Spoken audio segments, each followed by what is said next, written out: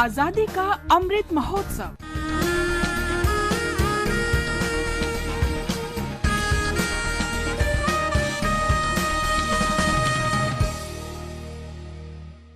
Azadi ka Safar with AIR News. India's glorious fight for freedom is one of the greatest struggles the modern world has ever witnessed. AIR News brings you a glimpse of the valiant struggle every day.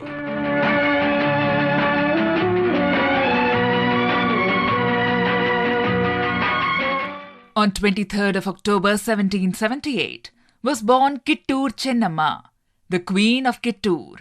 Kittur Chennamma hididara kadga Britishರಿಗೆ ಹುಟ್ಟುತ್ತಿದ್ದ ನಡಗ ಎದುರಾಳಿನ ಎದಿಯ ಸೀಳಿ ಕೊಟ್ಟಾಳು ಮನ್ನ ತಲವಾರ ಹಿಡಿದು ಮಾಡಿದ್ರ ಯುದ್ಧ ಕಿತ್ತೂರ ಸೈನ್ಯ ಬರ್ತಿದ್ದ ಗೆದ್ದ ಕಿತ್ತೂರ ಸಂಸ್ಥಾನ ಅಧಿಪತಿಯಾಗಿ ಆಳಿದ್ರು Chennamma.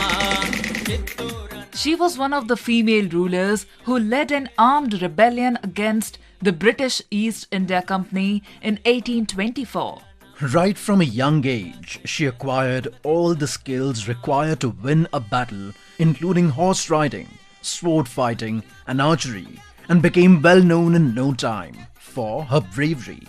The British took over the administration of Kittur in 1824 under the doctrine of lapse. When the Queen protested against the British occupation, the British army attacked Kittur in 1824 with 20,000 men and 400 guns. The intention was to confiscate her jewels and treasures worth rupees 1.5 million, making her economically weak, and then dethrone her. Despite having a numerically inferior force, Chennamma put up a tough fight and won the first round of battle.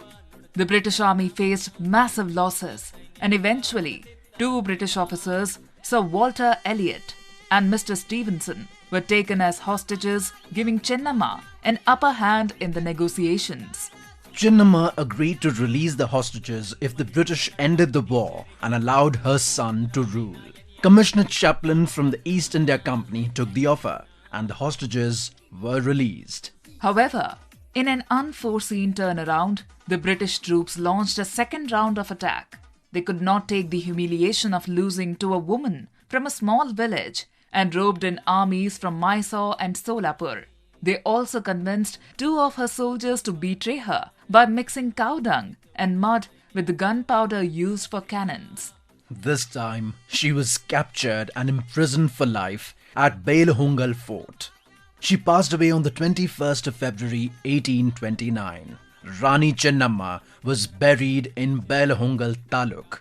Her legacy and first victory are still commemorated in Kittur during the Kittur Utsav held from the 22nd to 24th of October.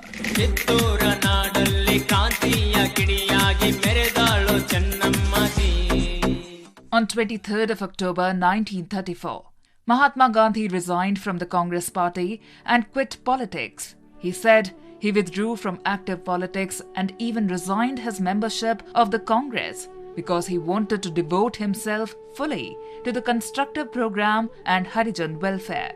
He did not disagree with the party's position, but felt that if he resigned, his popularity with Indians would cease to stifle the party's membership, which actually varied, including communists, socialists, trade unionists, students, religious conservatives, and those with pro-business convictions, and that these various voices would get a chance to make themselves heard. He had also come to believe that the leading members of the Congress party had adopted non-violence as a political means and not as the fundamental essence. In place of political activity, Gandhiji then concentrated on his constructive program of building the nation from the bottom up. Educating rural India, which accounted for 85% of the population, was not an easy task. Gandhiji continued his fight against untouchability, promoted hand spinning, weaving and other cottage industries to supplement the earnings of the underemployed peasantry. Gandhiji himself went to live at Sevagram, a village which later became the center of his program of social and economic uplift.